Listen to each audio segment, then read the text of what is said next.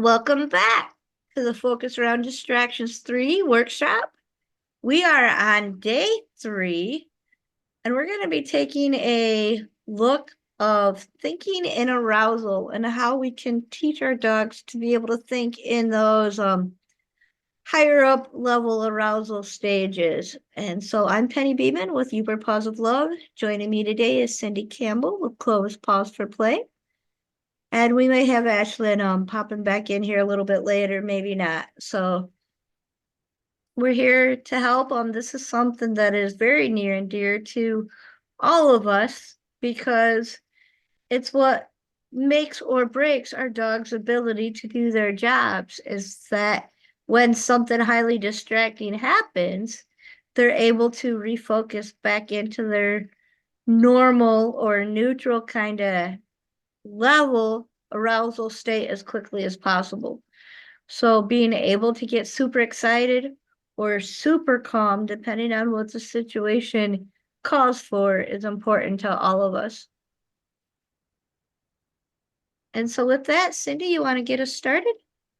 So we need to be able to navigate around the arousal scale and be able to get our dogs from being calm, cool, and collected, and very kind of in a arousal down state where like both my dogs are currently napping, and being able to get them up and anxious, and not anxious, but happy to work for us, happy to be with us, happy to do things we ask them to do.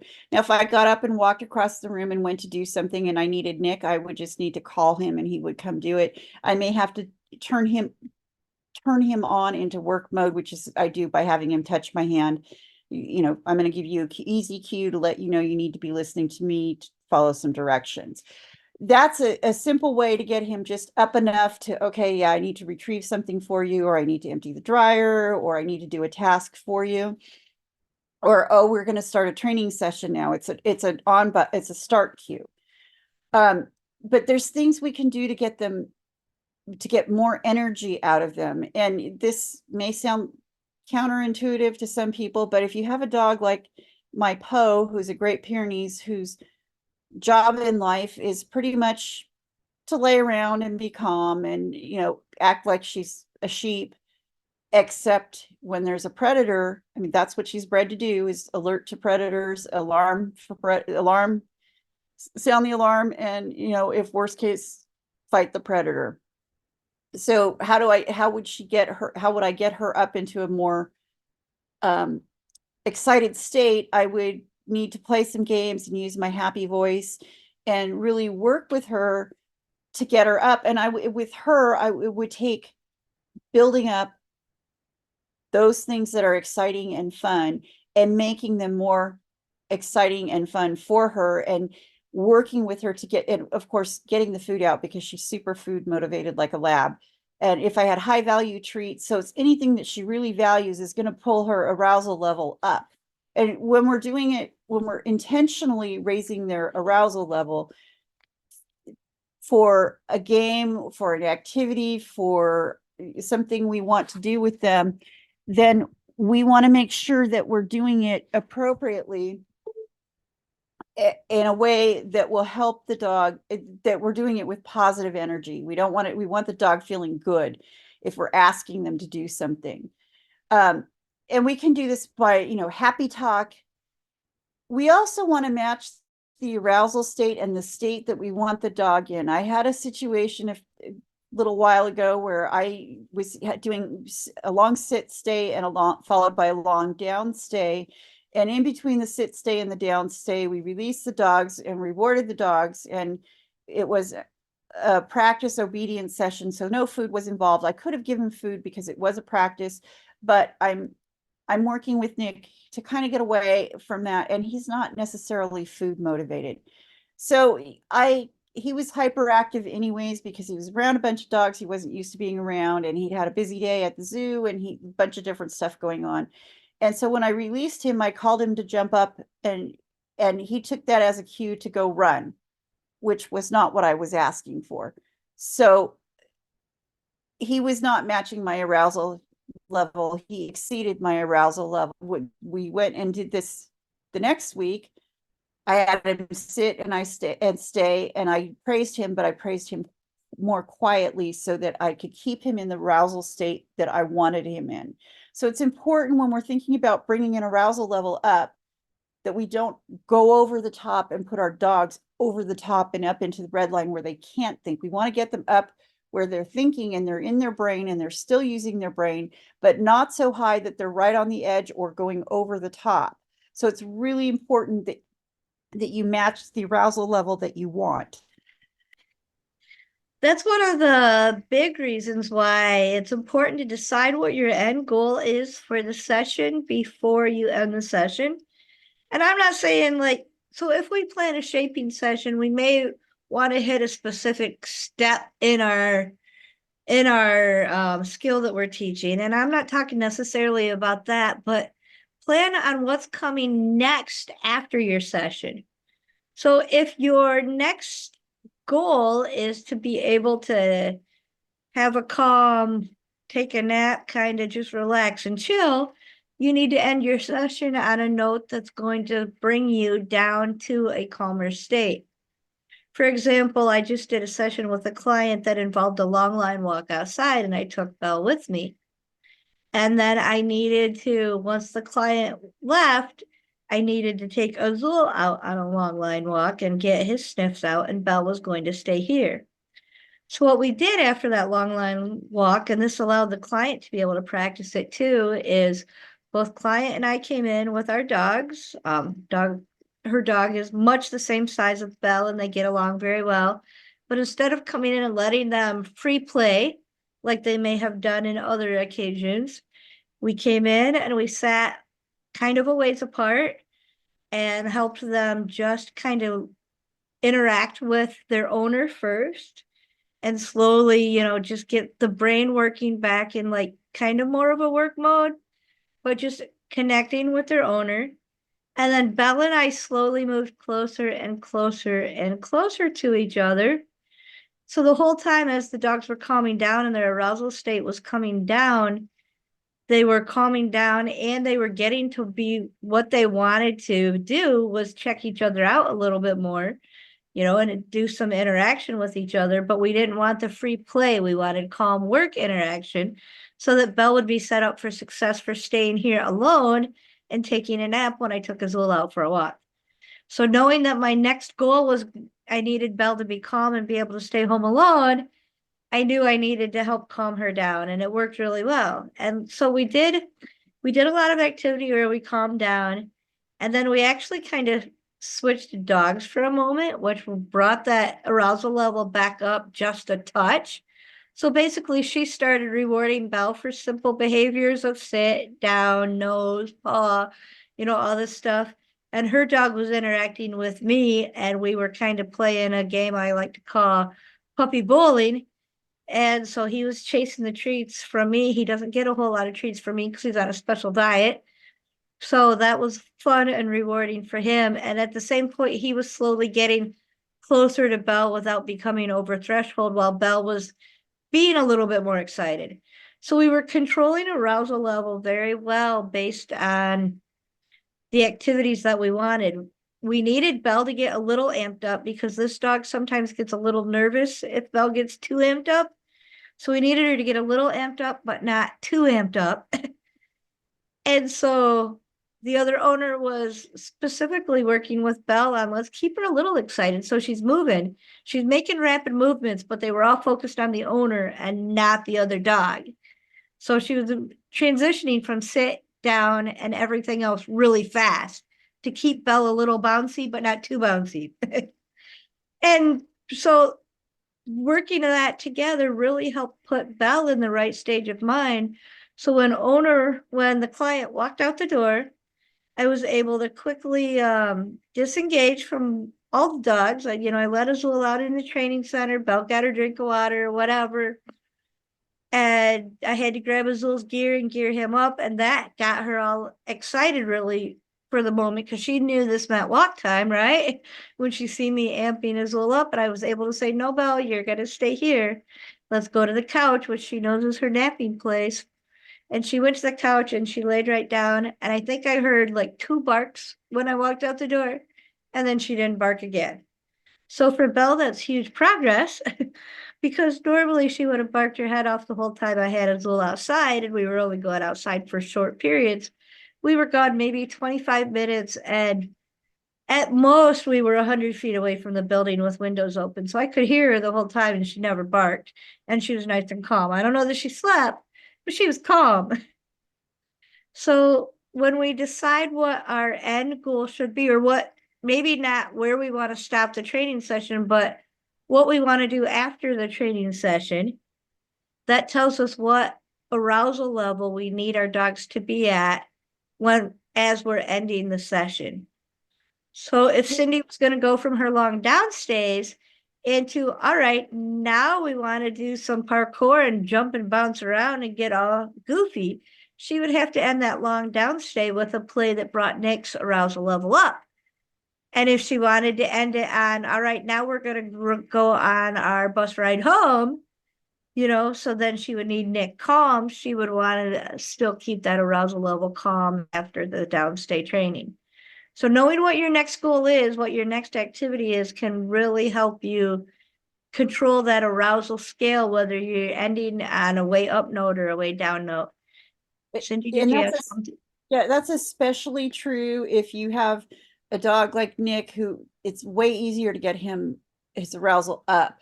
And one of the things he's supposed to be learning with obedience that we're doing at our busier training session is he's learning to go over high jumps and broad jumps. And he likes jumping and it excites him. And so it gets his arousal way up. And so when I don't end the jumping with another high energy state because I need to bring him down, because at some point we're going to end up doing this long sits and the long stays. I bring him back down with I have him do some hand touches and some position changes and some go arounds so that he learns that, okay, yes, I'm really super excited and all my friends are here and there's a German Shepherd over there I'm not quite so sure about, that's not sure about me. Oh, but I can maintain my ability to think and I can follow directions and I can do what mom asks me and I get cookies and I can bring myself down so that when it's time to do the long sits and the long downs, I can. So it's important to keep those things in mind, and it doesn't have to be, the transition it can be a game. It may not seem like a game to us, but we want all our training to feel like games to the dogs. It at least should be fun. It should be fun. It should be rewarding, and but it should also match the transition level of what we're doing. Like if you're doing a high energy thing and then you're going to automatically go to do a low energy thing, you need a transition, you need some sort of gradient in there. This is something that I don't see a lot of other trainers doing, especially not the old school trainers, with the forced obedience style stuff. And I'm not trying to criticize them. It's just something that if you're a parent, when you have your first child, and if you never have any more than that, you learn as that child grows. And then by time if you have additional children, by the time you're on your second or third child, you start to realize, oh, I can't just tell my kid to go to sleep and they're going to instantly go to sleep. I need to start prepping them for bed. So you develop a routine that works to help that child calm down better for bed. And maybe by the time they're a high schooler, you're not really doing that routine with them so much, and they're able to get themselves ready for bed if you're lucky. Or But it's they've the taken whole on idea of we think it's normal for humans to need something to help us learn how to transition between activities.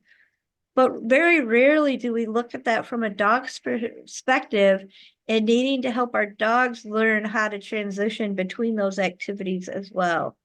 And yeah, I was guilty of it too. I never looked at that. The dog should match my activity, whatever I want to do next, right?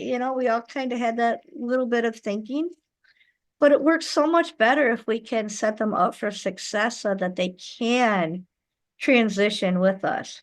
And that's a big thing about it, is if we're transitioning with them, if we're all doing it together, it makes it much easier for the dog to make the transition because they're watching us do it too, and they'll mimic what we're doing to a point and kind of match our arousal state if we've done a lot of practice with arousal states. And something you can manipulate your training also by choosing to do a high energy activity that you're doing, like Nick likes to do high energy retrieving, and follow that by a low energy state, like having them do a stay and then having them go do something else that's high energy.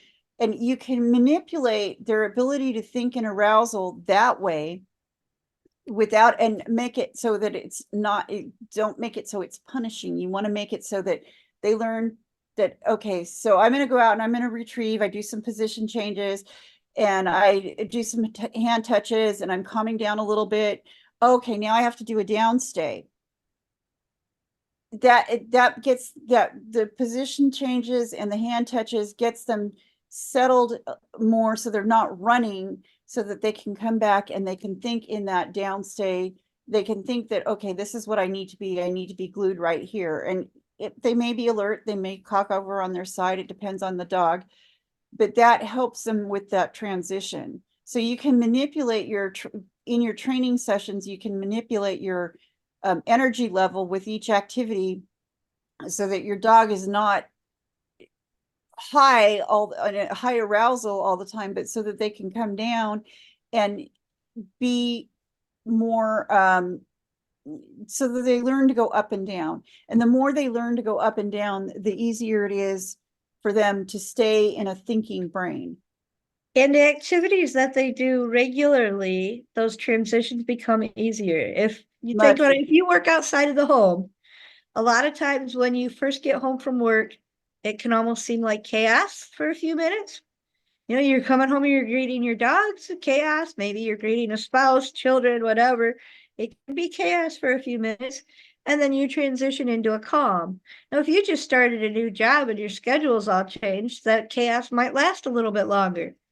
But as you do it time and time and time again, that chaos starts to get a little bit shorter and a little bit shorter, hopefully.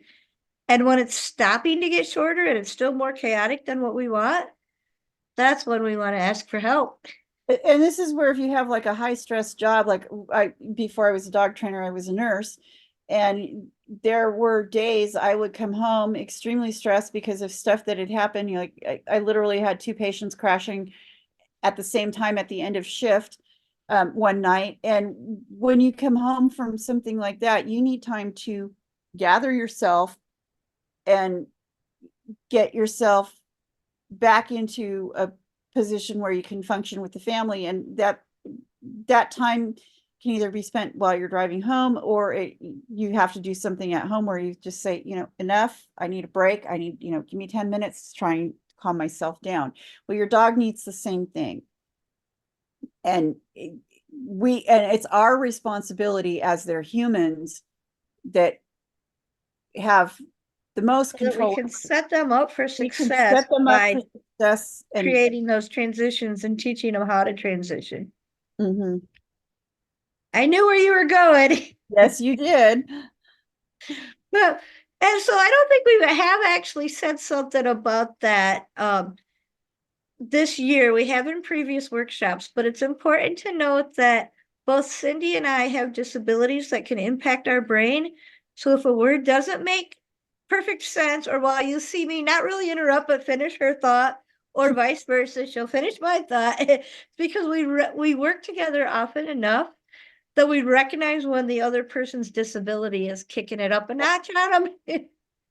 So not So to point it out and not to say woe is me, but if you notice that happening, it's not that one of us is cutting the other one off, it's that we're helping out. yes. So when we're working on climbing our dogs up from a calm state to an arousal up state, we don't want to do something that's going to go from calm state to red line or over the top or full bucket. We want to just kind of we want to teach them, and you do this by playing with them. You want to teach them that, okay, you can go from your nice calm state to a more alert, more energetic state. and without becoming fizzy and without getting overexcited. Now, like I can walk out, I can take Nick out the front door, and he's got this thing about cats, especially around the apartment complex. And I don't worry about what he's like around the cats around home, because they they're a constant irritant to him, because he really wants to hunt them, and they're readily available for scenting and for hunting. So, but I can calm him down so he can think about me and what we're doing by engaging him with me. And I know that he's going to get engaged with the environment. So if I'm working on something where I need him calmer, I will keep him in the house and work on something new. And then I will amp him up a little bit by increasing my energy. And it's super important that we know how to increase our energy without putting our dogs over the top. And with Nick, who's very high energy dog and very easy to go over the top, a simple, hey, yeah, good dog, can send him, where he's jumping and acting like Tigger and just bouncing, bouncing, bouncing, bouncing. I don't want that in my dog. He will knock me over and I will fall on the ground, and I just can't have that in a dog. So I've had to learn to moderate my response so that I can bring him up from calm and keep him from going over the top like that. And it does take practice. The more you do it, the easier it gets. The more you play with your dog and you teach them games where you can bring their activity level up, like if you like the play cue play game that we did in the yesterday, and some of the other games that we play that we're going to play today, you can teach them how to get their energy levels up. But you can also bring that energy level down by playing that game at a slower pace or at a less pace.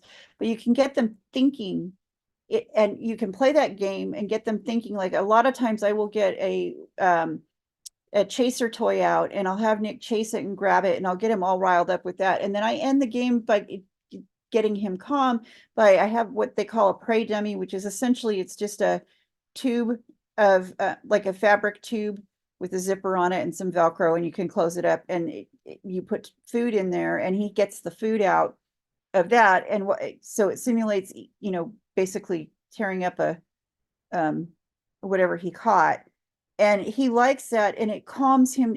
So he's all hyped up from running around, and then I give him that, but I do it, and I give him that in a very energetic way where he has to chase it to go get it. And then he calms himself down by nibbling on the food, by opening that up and nibbling on the food inside of it. And so that's something that we need to learn how to do. We need to be able to get them up, like get that whip. If I get that, one of his chaser's toys is a dressage whip with a cat toy tied to the end of it. And it's a long snake thing, and he loves to chase that thing, and he grabs it in his mouth and chomps on it. And we do some cues and things. And then we bring him down. I bring him back down from that very hyper state, because he's in hunt mode, and by giving him the prey dummy. Coming down from being fizzy is a skill that our dogs need to learn, because when they get up really close to being their bucket full, they get really fizzy, they get spicy, and you can see they're more on alert. They're kind of looking around. They may be barking, they may be lunging, they're doing stuff that dogs do that we may not like them to do as humans. And so we want to be able to bring them back down. And that's where we can teach them calming games, like teaching them to touch your hand, teaching and moving your hand around to different places. Have them touch your left hand, have them touch your right hand, have it touch your hand in front of you, have them touch your hand above their head. And so they're having to think, but they're not moving their body around so much. So they're using their brain energy rather than their body energy. And that helps bring their heart rate down and their breathing down. And it helps get them from being less fizzy. You can also teach them to shake on cue. Nick has a shake that I've put on cue, and he has learned, because I will cue that when he's getting fizzy. He has learned to do that on his own, where if he's getting fizzy and he knows he's getting fizzy and he knows he shouldn't be fizzy, he will shake. And that's a really good thing and that also brings their heart rate down and their breathing down. And so that's a fun thing to teach them. Plus it's a cool party trick. And it can be handy if you need them to shake off like after a bath, which you can usually get them to do anyways, but if you can get them to do it while they have a towel over them, it's much more effective without getting your room all wet. And so we want to set them up for success by teaching them how to do these things that will bring them down from being fizzy. You can't just take a dog that has just, chased a deer and tell them to down and expect them to be calm. They're going to be sitting there vibrating and shaking because they're trying so hard to be in that down. You need to do some other things in between to transition to that down before you can ask them. And so having some games on hand in your toolkit, touch my hand, touch my hand, touch my hand, and have it Penny's version where she goes all around her body and moves the dog around, are really good, is a really good thing to do because they're still using their brain. They're just not using their body as much. So it gives their body a chance to get those endorphins and those chemicals of fight, flight, fright, freeze, back down and under better control. And Penny, And that's where that positions game actually came from, where I'm moving the dog around with the hand targets, because it was to take a dog that was already elevated and let them get some of that movement out of their system, but in a controlled way where their brain was working. So they're slowly getting to harder and harder positions where they're thinking more and moving less until they were at a point to where they could do the hand targets without moving and still be calm. And so that's kind of where it leads us right into setting up the environment. What we mean by that is when you are teaching arousal up, arousal down games, the environment plays a crucial role. We all know that like our dogs will respond better for training, say at home or maybe at the training center, if it's a place that you visit a lot.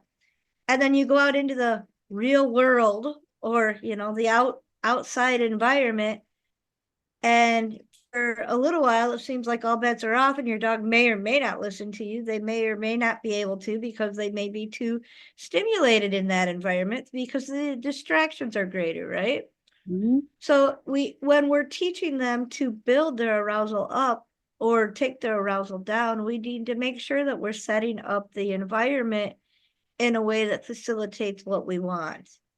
So if I have a dog that is super calm and I want to do something that's going to take a little bit more arousal, maybe I want them to be able to do a movement puzzle, I might play some upbeat music in the background and just do a positions hand target game, my positions game, instead of trying to calm the dog down. I'm trying to amp them up a little bit and get them built before I throw them into the game that's actually teaching the skill I want.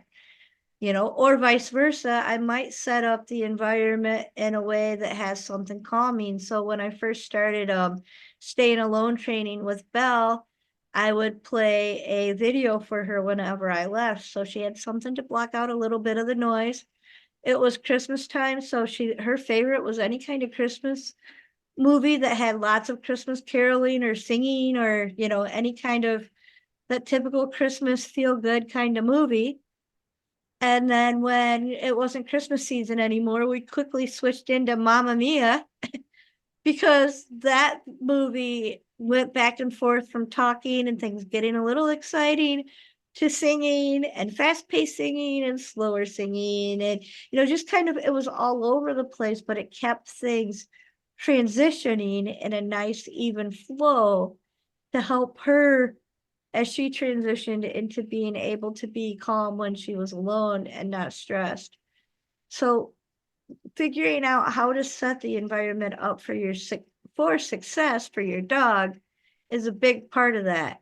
So we play all arousal up, arousal down games, either in our training center in the big training room first, or our backyard first, or I might bounce back and forth between those two environments because those are environments my dog knows well. The distractions are pretty controlled and predictable in those two environments. I can lock all the doors in the training center and have free time and know that nobody else is coming in, right? It's pretty controllable. Same with the backyard. It's fenced in. We might have birds, or maybe a car pulls into the driveway and derails us or something. But even that is predictable because cars rarely pull into our driveway unless my husband's gone and I know he's about to come home, certain things like that. Or our UPS and whatnot delivery drivers all come about the same time of day. So I know if we're playing these games in the backyard and I'm expecting a shipment, it's likely to get interrupted and things like that. So when we set up the environment that allows us to make sure that we're using controllable distractions, or at least predictable distractions, it will make it much easier. So we slowly phase those distractions in. Like Cindy said, she works with Nick, and like the cats at home, they're so used to it, they just kind of don't worry about it anymore because they're so used to dealing with it. Or in my situation, when we see birds and squirrels and bunnies outside of the fence, it's controllable and predictable because it happens all the time. We don't have to, maybe it distracts the dogs enough for them to turn their head and look at it, but then they're back to what it is we're playing because they know that's not something they can reach. Now, as soon as we step outside of that backyard, maybe they're on a long line and we're headed to the field. Now they see that same bird or that same squirrel, and their excitement level is going to bounce up much higher because the chance that they could possibly chase that distraction increases. So by having those unpredictable distractions, it makes it all that much harder to actually control our arousal up and arousal down. So when we're teaching this, we need to make sure that we're using distractions we can control or at least predict so that we can practice the arousal up, arousal down. So I have a really good example, and it kind of came into play on our walk I was talking about a little while ago with a client. So sniffing can be a very calming behavior and help dogs calm down. But it can also hit a point, especially for dogs that do a lot of sniffing, where it can over arouse them and like make them start to transition between not having a thinking brain. And so I use that anyways, to start teaching some of my arousal up, arousal down games in an outdoor environment by setting up the environment. So we'll go to a place where we have a lot of field, either by a road that goes nowhere or a parking lot that goes nowhere, kind of thing. So low-key distractions. I have a closed building almost right across the street from the training center. And so that can make it extremely extremely low distraction environment to work in, because once in a while there's a car that goes down that driveway into that parking lot, but since the business is closed, it's maybe 2 or 3 times a week that a car goes down there, versus the road out in front of the training center. There's a car driving by every 30 seconds, every minute, maybe, but lots of cars and unpredictable. So we go over to where the dogs can sniff in the field.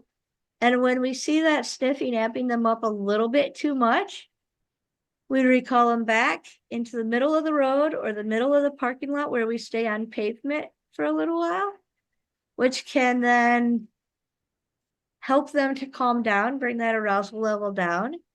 And then we can let them go back into the grass and field area to do some more sniffing and bring them back into the paved area if we need to calm them down. And so we're doing that. We're teaching them also the cues to go sniff and come back to me. And go sniffing becomes the reinforcement we want them to actually use the most when we're in an outdoor environment, because cookies start to mean less and less when we move outside, because dogs are natural sniffers. And if we can learn to use that sniffing to our advantage by putting it on cue of, all right, you can go sniff. Okay, now I really need you to walk nicely and be in a heel for a few minutes. Okay, go sniff. We have a car coming by, that rare car that comes by. All right, I need you to come into a heel, or maybe sit and wait with me, whatever, be calm for a moment. And then I can release you to go sniff, that type of thing. So want to first start with the controllable distractions, then kind of slide into predictable distractions. And then maybe, once Belle really, she's still learning that difference between when we're on pavement, I want focus, and when you hit the edge of the grass, you have freedom to go sniff, and I'll give you the go sniff cue. So she's still learning those cues, which means when it comes to crossing the road, I'm like, my leash is much shorter and much tighter when we're crossing road because that's a safety issue. And I need her to be close no matter what. Whereas Azul, he can cross the road totally loose leashed because he's learned those cues very well and learned the environmental predictors of those cues. So the road will be like our final distraction of the uncontrollable areas where we work to help make sure she can listen to those cues. Okay, training for emergencies, not in emergencies. In case we want to have our dogs trained for things that, so that when we go out, we don't have to worry that our cue is going to fail. We want them trained so that if we need them to leave something alone, they'll leave it alone. We want a nice default leave it where they can interact with the environment, they can air scent, they can know what's going on, but we don't want them to just stop and, if we're walking with their dog, especially, if your dog is a working dog, you don't want it to just stop and like eat that half-eaten hamburger or that dead bird that's laying on the side of the road. You want to be able to walk past that. You don't necessarily, they're probably going to take a look at that and take an interest, but you should be able to just give a nice little leave it and not bark it, just leave it. And the dog won't go after it. This is super, super easy to teach playing games like It's Your Choice, or, you have a piece of food in your hand and you teach the dog that if they back off from your hand, your closed fist, they back off, then you open your hand and they get the food. Or they back off, you have your hand open with food on it and they learn to back off, and then you give them a piece of food from someplace else that's at least equal value, if not better value. And so you want to keep playing a game like that so that they learn that, that looks really, really tempting, but if I ignore it, I'm probably going to get something better. And then you can add the verbal cue to it so that if you do need to use it, you can. But you don't need to bark, leave it, at your dog. It should just be leave it, or leave it under your breath, or just something real calm and subtle, because they can hear it, they can understand it. It's not something that you should be yelling in anger or with strong intent at your dog. When I've seen people, what I see that irritates me a lot, that people do is they bark, leave it, and then they jerk on the leash. We don't need to do that.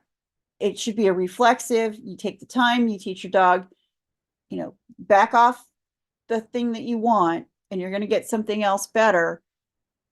And it should just be a natural response that they do. And then it should also be on cue of, don't touch that, because if you touch that, you're not going to get that. But if you leave it alone and you come back and you look at me, I'm going to give you something that's even better that you want. It makes life much, much easier when dealing with a dog that is into everything and is very nosy or food motivated, like Poe. Now, I'm not saying don't let them go sniff. There's definitely times and places that you can let them explore and sniff. And I think Penny has used some natural environmental finds as rewards because of where she lives. She has the opportunity of having stuff that she knows is safe, that Azul has found that he can use as his own reward. Oh man, the gross things he brings home is Yeah, unreal. and so and that's fine if you know what's going on, but he also needs to be able to walk through, because Azul I've is also had him have to have him drop a cheeseburger he found laying in the grass because I thought it might be tainted with something. right, So I've had both. and he's carried a package of bacon for you across the store. Right. There's nothing, so there's reasons to have them do all kinds of things, and they can be taught self-control the same way a person can be taught self-control. And that's what the teaching the leave it cue is. It's not about yelling something punitive at your dog. It's about teaching your dog, hey, that is not a safe thing for you to be eating. So let's come over here and you can have this right now, and we'll jazz it up and make it more fun and exciting than what's on the ground. And you I've want to got a great example in how we do, why we build this up for training for emergencies, but not in emergencies. So, at the time of this recording, Belle is 5 months old, right? Just a puppy. Doesn't know a whole heck of a lot, and sure doesn't have a whole lot of control over her arousal level or any kind of self-regulation. But we've been working on Leave It since she was, maybe 10 weeks old, and building up and slowly and doing it in ways that leads to success. So the reason we want it to be reflexive is, so one day we were playing ball, and we have, the way our house is set up, it's living room, music room, kitchen. And because it's an old farmhouse, there's some glue trap, mouse traps in the kitchen. And so Belle has learned from like day one, there was a barrier across that kitchen, and she's not allowed in the kitchen unless she's accompanying a human that invites her to cross the threshold. But so we had practiced that super heavily. And one day I was throwing her ball for her and playing retrieve in the house on a day that I didn't feel good. And the ball bounced out into the kitchen. And as it started to cross that threshold, I was able to cue Leave It because it came out without me even thinking about it. And I'm still kind of amazed at the fact that she was actually able to leave it. But because we had been working on it and built it up slowly over time and paired it with a boundary that she knew well, the gate was no longer in place and she knew don't cross that line without a human.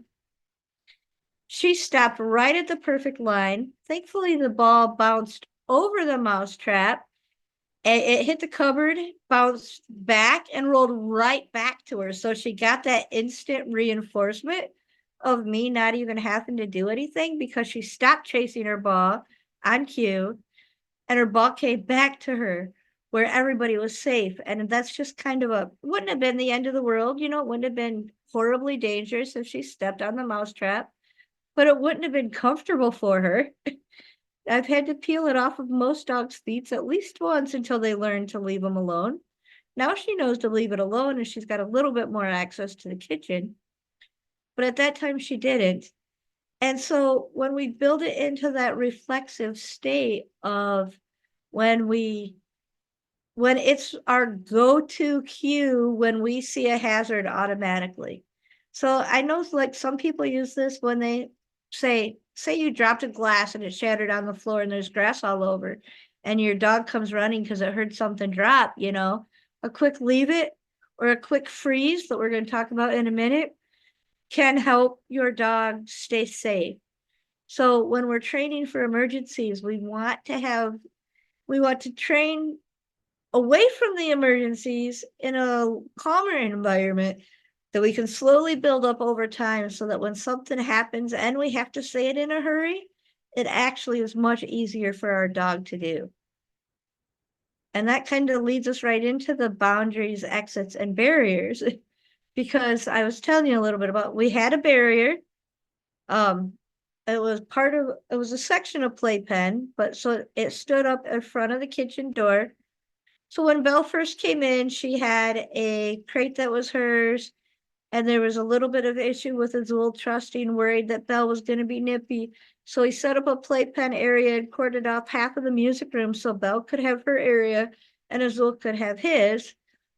And then when they became better friends and could share space, the playpen came down, but the small barrier went up over the kitchen so that Belle didn't have access to get out into the kitchen.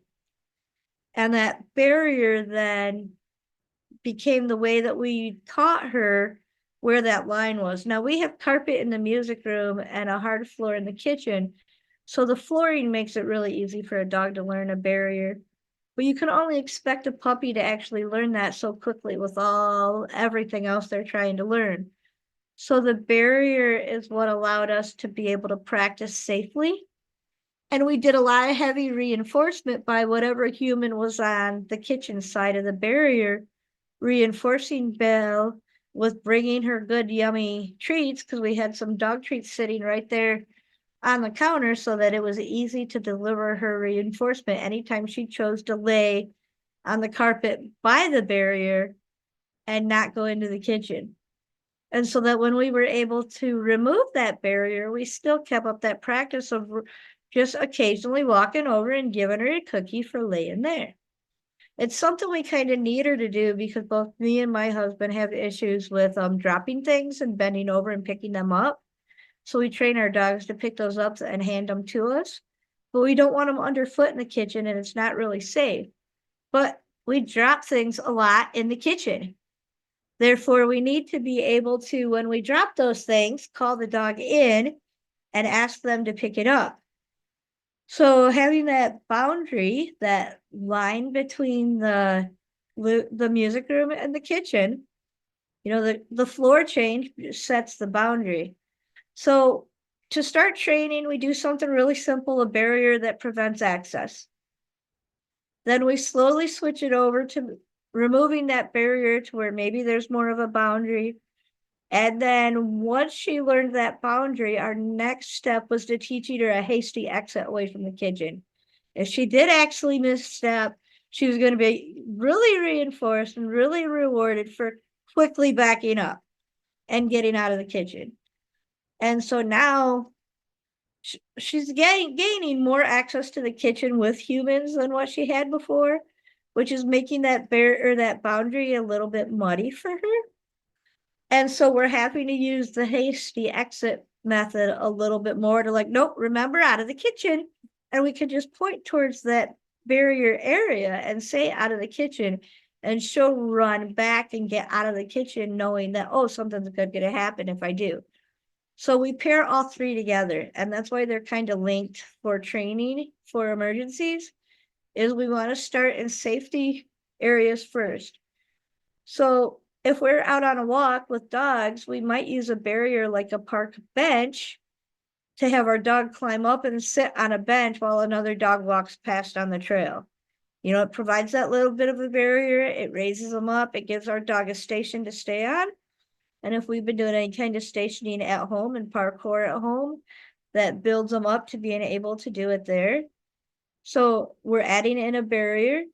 We also teach then certain boundaries like yard boundaries, or my dogs learn to walk on the sidewalk, and I like them to be out in front of me on the sidewalks, not necessarily in heel the whole time because our sidewalks are not super busy like in town. But so if they're out on front, they can step toward the grass, but they can't step toward the road. So that kind of becomes a boundary. And if there's a little bit of grass between the road and the road, they're not allowed to use that grass. They're supposed to step to the other grass unless they receive special permission. Once in a while, if there's a fire hydrant or something between the sidewalk and the road, they might get permission to go smell that fire hydrant or that tree or whatever, but they get special permission to step in the grass that's closer to something that's off limits, like the road.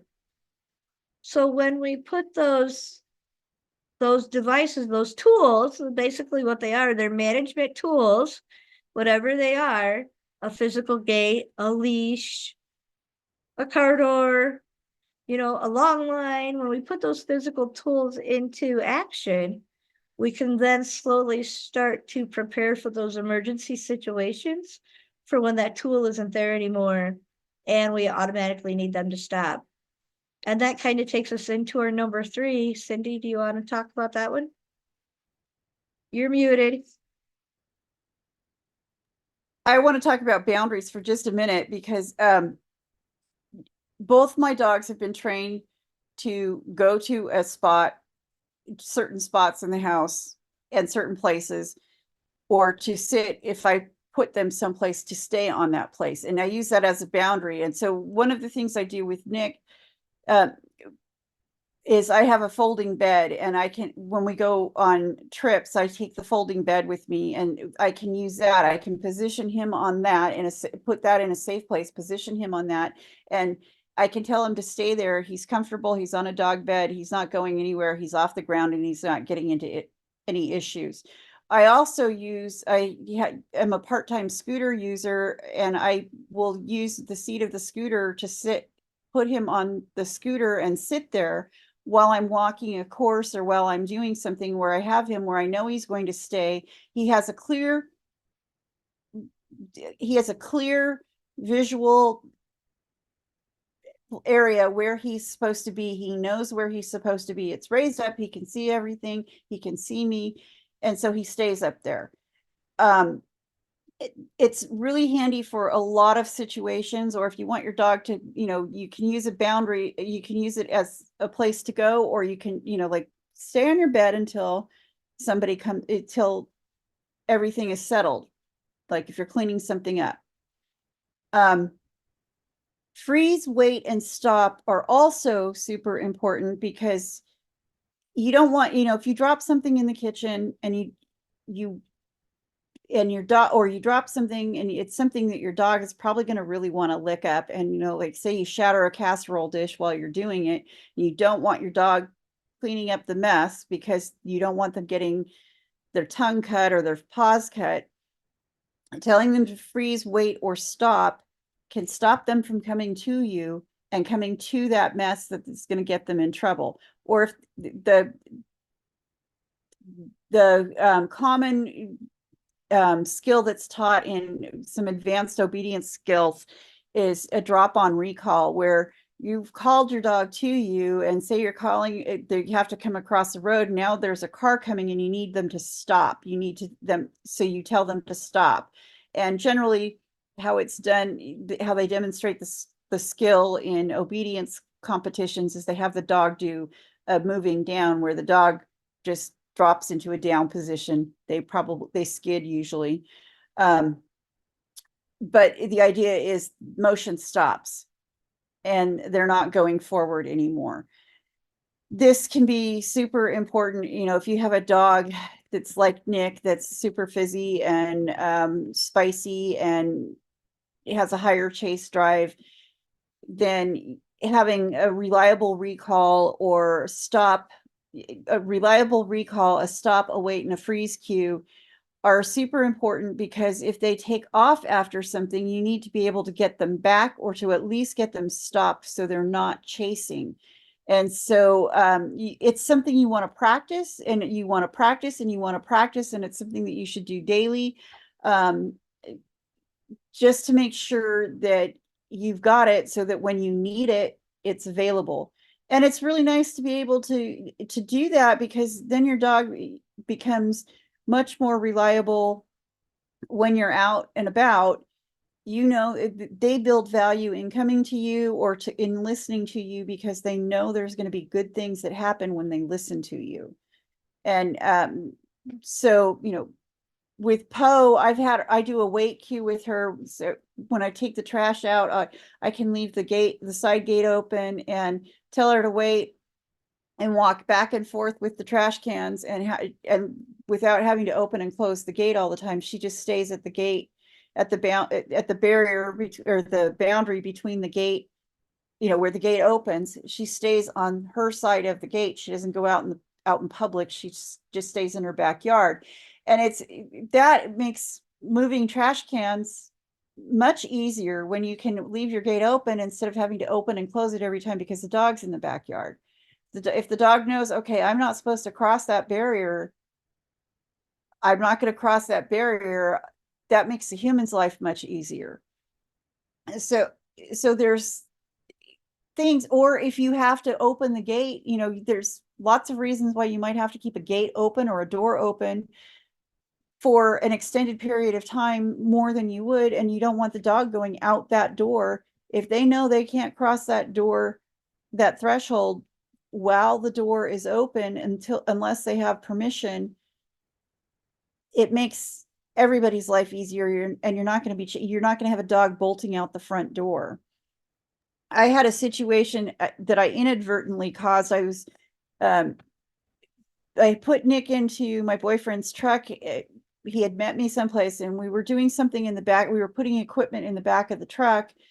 And I had put Nick in the truck and not even thinking, I left the truck door open and he's just sitting on the seat in the truck. Well, I always, out of habit, I always use a cue to get in the truck. I always use a release cue before I let him out of the truck, and I'm always holding the leash when I use that release cue. And these are just habits I've built, and they're me. It's just the way I do things. There's just not a whole lot of rewards involved in this because it's just it's part of our routine. And so I had put him in the truck and I didn't even think about it. I left the truck door open because it was warm. It wasn't hot, but it was warm. So I just left the truck door open. I was messing around in the back of the truck with my boyfriend for several minutes. And then I realized that I had put Nick in the truck and I hadn't secured him in any way. And he was free to move about downtown Clovis without any issues if he wanted to, but he didn't because he had learned I stay in the truck until I'm told not to. Until I'm Did told, you learn not to mess around in the back of the truck with your boyfriend? pardon me? Did you learn not to mess around in the back of the truck with your boyfriend? No. No, I had to laugh and interrupt you because it is super, super important. Um, and that's something I've done with Belle mainly because I don't know earlier any. than I usually do, but mainly because it was for her safety. So we have it set up where she had a ramp to go up and down, and I needed her to wait until I got the ramp in place. And now that she's a little bit bigger, she can actually make the jump as long as I assist with her handle harness. So I don't want her doing it till my Mhm. hands on the harness. And so we've really practiced that. And then the other day we were coming back from the grocery store and I jumped out to go do something, and my son jumped out to go do something, and he had his hands full when he did. And he left his door open. And so I walked away from the car. He walked away from the car with his door wide open. And when I got back, I went to grab Azul's leash and it was stuck. So it took me longer than normal. He's got a leash right there that I like to clip on him so I don't actually have to hold his leash once he unloads. And he Right. can then walk to the backyard or wherever we're going. And so I went to grab that, and the door was open for, I would say, it was probably close to a minute with no human around that car and like no human even in sight. And both dogs just stood there, like looking at us, like, "Are you coming back for us? You And didn't release us." it's a habit because it becomes a habit because if you do it, if you're consistent with it every single time that you do that with the car, if you have a habit of how you go in the front door and out the front door, and when you take the dog out, when you don't take the dog out, like my dogs know to wait back unless they know to come to the door if I'm getting ready to go to the door because they're probably somebody's getting a leash put on. They don't necessarily know who's getting the leash put on, but they know that the leash is going to get put on. And the dog that doesn't get the leash put on knows to wait back while I take the other one out. They don't charge the door. And it's because we have a system of how we go out, and the dog that gets the leash put on is the one that goes out the door. Because Nick pesters Poe too much and gets too distracted still at 4 to potty if I take them outside together. So it's just building up these little habits of what is the routine or little routines to go out the door. That was never taught with treats. Initially when I was teaching Nick to sit and when I taught Poe to sit, I did ask them to sit before I opened the door, but that was more of a matter of trying to get the consistent sit than it was teaching them that you don't go past the door without permission. And now they know. And so I let them walk through the door. The dog on the leash gets to walk through the door before me if they choose. They don't have to, but usually they do. And that's also a convenience for me to do that because I usually have to turn around and close the door and lock it. And so I want them out. I don't want them underfoot while I'm doing that. So it's important. it's important to be able to have these little freezes and waits, and so that the dog, and if you tell the dog to wait, there, like they may be on a leash on a walk with you, and you may have them wait, like while you're clearing the intersection to see, and you might be a few steps ahead of them to see what's going on. But it's important because these little habits build up and they become safety nets. It's not a matter of control per se. It's a matter of building in, like you just said, those habits or Mhm. those activities that you do so that the dog is then in their thinking brain so that when the emergency happens, when the door does get left open, or maybe there's a moving company going in and out the door, the dog has then learned that, oh, well, if my leash is not on, I don't go out. So we just Exactly. stay inside, and that can be life or death. So we want to make sure that we're training, especially when we're looking at any kind of training that deals with arousal level. Going outside is usually highly arousing. It's super exciting. We want to Right. make And sure that we're training in a way that builds them up so that they're slowly getting more like I would have never wanted to leave Belle in the car yet and walk away with the door open. That's not, I don't think, I wouldn't expect her to be able to do that. Although I would expect Azul to be able to do that. But it happened and she did it, thankfully. Not that she would have went anywhere if she jumped out and we were in our driveway. She would have just ran to the backyard with it because she knows that's what we always do next. But still, it's a matter of the more we train using the arousal levels for those emergency situations, we got to imagine that if it's an emergency situation, that arousal level is going to be really high for everybody in that moment. if they know that I'm not supposed to do this, I'm not supposed to cross that line, I'm supposed to wait, I'm supposed to freeze, I'm supposed to stop when this happens. The cue for me to, the door is open, I'm still not supposed to go across that because I don't have my leash on. Then they learn that it gets instilled so that when the door does get accidentally opened, that they will follow the direction, that they will follow what they normally do because it's so ingrained in them. Exactly. Should we And move that's on to? my rule when it's from leaving the backyard. That's why I have Azul's line there, and I call it Azul's line because he uses it primarily. But all of our dogs have used it, is that they don't step off of our back porch because they do hang out on the back porch sometimes. They don't step off the back porch. They don't go beyond that gate unless they have a leash on, even if it's the long line that's attached and no one's holding it. But have a leash on, or I do a collar grab and hold their collar all the way down. Because I will Yeah. sometimes clip one to the line and then so I might clip Belle to the long line so that she can Mhm. walk down the ramp on her own and then grab Azul's collar and walk him down to the backyard. But Mhm. either way, they have a leash or a collar grab to go past that gate, whether the gate's open or not. And the amount of times that gate has accidentally been left open and one of the dogs just let out the door, they don't do it They because learn. we've always practiced it and it's never been acceptable. And it's not that we've ever practiced it with force. It's just been habits, and this is how you get what you want. You want to go explore the backyard? Let's go explore the backyard. But first, safety. Yes. And so it's not a guarantee that we're going to prevent all emergencies. And it's not a matter of you have to have permission per se, control. It's a matter of teaching the dogs the boundaries and ways that are going to keep them safe automatically so that they can make the good choices. And then when the accidents happen, they're more likely to make the good It gives choice. it gives them agency to make that choice where we're not having to yell and scream and have issues because they're having an issue. Let's move on to games because I know we're almost running out of time.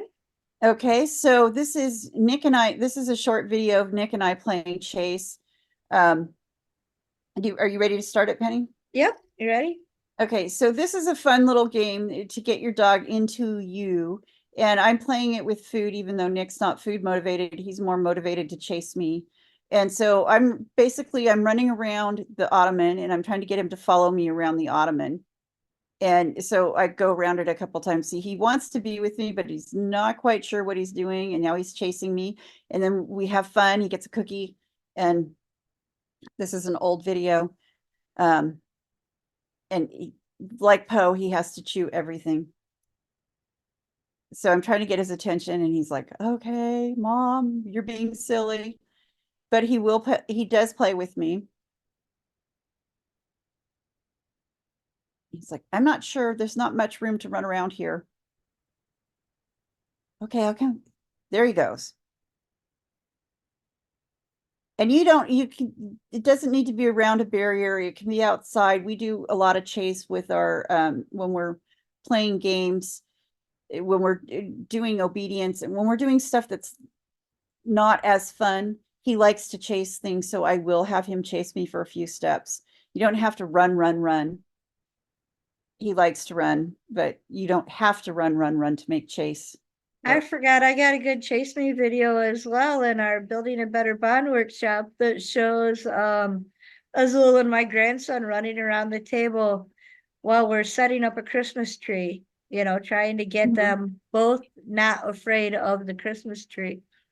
And that's a good one. But yeah, so I can use chase me when there's a distraction, or, you know, chase me versus chase the distraction, Right. or chase me when there's something that might be slightly scary. Well, if there's a big distraction and I have a toy handy, I will get the toy and I will start playing with the toy, and then I will run away from Nick. And this also works if you have a dog that doesn't want to come to you to catch them. Their natural instinct is to chase. So if you run away from the dog, and especially if you've got something that's of value to the dog, food, a toy, um, and you get that going and animated, make a lot of noise, like you're really more exciting than the rest of the world, it makes it a lot easier to catch them. And it doesn't have to be your dog, it could be any dog. Oh yeah. So here's another game that is actually, the main reason I use Ready, Set, Go is to teach recall, and it's much like the Chase Me game, but this one adds a little bit more of, anytime the dog is chasing, their arousal level is up, right? Ready, Set, Go is how I teach them to think about what they're doing as their arousal level is building. So I use it to get their arousal level up, but also teach them to control it themselves. So this is the first time Belle's actually played with a toy. We've done the Chase Me version in the backyard a lot. And so she's heard the cues Ready, Set, Go a few times. But to actually play with a toy, she's never played like this. And so it's a good thing you can't hear the sound in the video, because she's doing her excitedly barking. And so I'm going to hold her collar just a little bit. And so see, it's not her collar, actually, it's her harness. But see, she's like all excited, and I can't even get her in position where I can throw it because she's so aroused.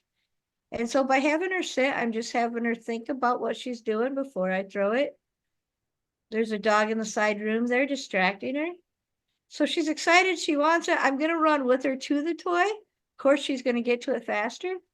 And the other dog distracts her, so she can't bring it back to me. So now she's in runaway mode. Let me run away with the toy, which is kind of what we want to prevent. I am going to reclaim the toy here. Play a little bit of tug to get her to chase me back. So it's a spin on chase me, but it's giving them just enough restraint by holding their harness back. And I could have a long line on it where I could just step on her long line a little bit as well. So I don't have to grab her harness, but she's used to me grabbing her harness. And then we're going to It's go together. We're going to run. And the other dog gets amped because the other dog wants to run with us. And every time he makes a noise, she stops playing the game. So this is a bad showing of setting up distractions. I thought Maverick behind the gate would be a controlled distraction, and it wasn't controlled enough. I should have put him in the other room, or I should have shut the door, which we do show. This is a good way to build up drive as well, to build up Exactly. It's that desire drive to to get them chase. to recall back to you without recalling. You want them to build into you. Well, we had an interesting experience while we're talking about games where we were doing something similar. We were working with a distraction on healing, and the person that was helping me or was coaching me was bouncing a ball, and she threw the ball, and Nick went after the ball, and Nick's retrieve, because he's been doing it all his life, Nick's retrieve is so strong. He was off leash. He was in a controlled area, and his retrieve was so wrong. He didn't bring the ball back to me. He took the ball back to the person who threw the ball. And so this can build up their retrieve. This can build up their recall, because the way Nick is, if I throw something, Nick's going to retrieve it and bring it back to me. So that's another way you can help teach the recall. So you see the distraction. This is Maverick, and we're going to switch tracks a little bit, and Belle's going to go behind the gate. And she's going to totally distract Maverick too. So then I am going to set Maverick up for success by closing the door there, not just the gate, and make it a little bit easier. But so we have a few interesting hiccups with Maverick. I don't know if it's first time playing, but if it's not his first time playing, it's his first time in a very long time playing this game. We might have played it when he was younger. See, he's so distracted by Belle and what she's doing that he won't even engage with me to let me get a collar grab or to want to chase the toy. He just wants Belle. See? Goodbye. He just wants Belle.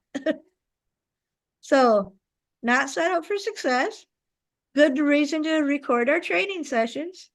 When we do that, we can kind of see some places that we may have missed, some things we might have missed. I obviously caught this one, but there's still another crucial thing that needs to be changed here. He still doesn't want to play with me because he doesn't want this toy.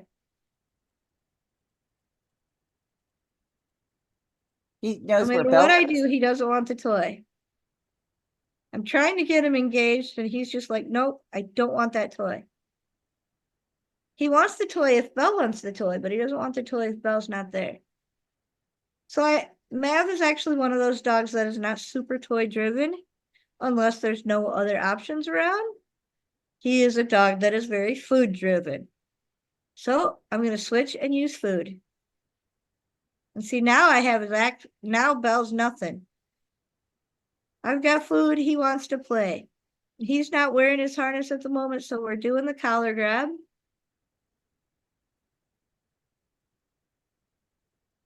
He doesn't bounce like Belle does to go get it because he's used to this and he knows he can't do that with the collar grab. But see, he grabs it and runs right back to me. He's like, oh, don't grab my collar again. As much as he knows the game, he doesn't want the collar grab. Because I built his arousal level up, he doesn't want me to slow him back down. He knows the collar slows him down.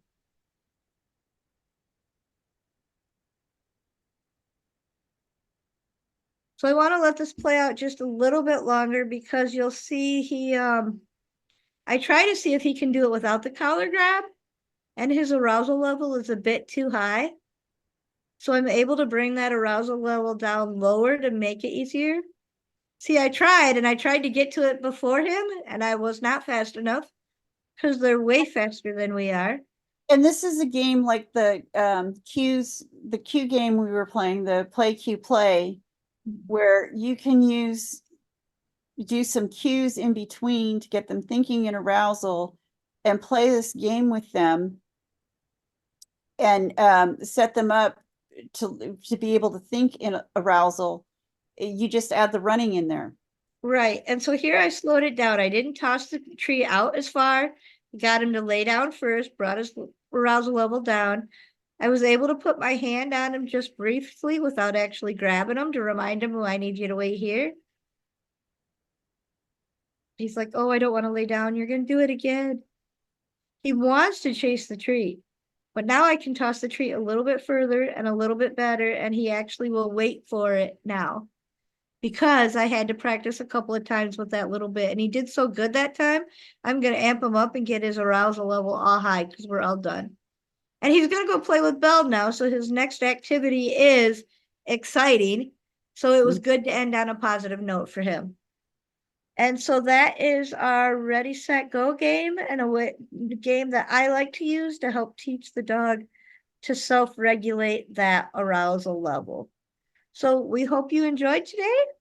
We hope you enjoyed the games. They're very similar, the Catch Me game and the Ready, Set, Go. They're just a little bit of a different twist based on what your end goal is. And either of them can actually very easily transition into a calming activity that will help bring the dog down to a lower arousal state if you need that. But they're both great at amping that dog up to be able to teach them to focus on you when there are bigger distractions around. Anything else, Cindy? I think that's it. We'll see you tomorrow. All right. So one more day of the Focus Around 3 workshop. Focus Around Distractions 3 workshop.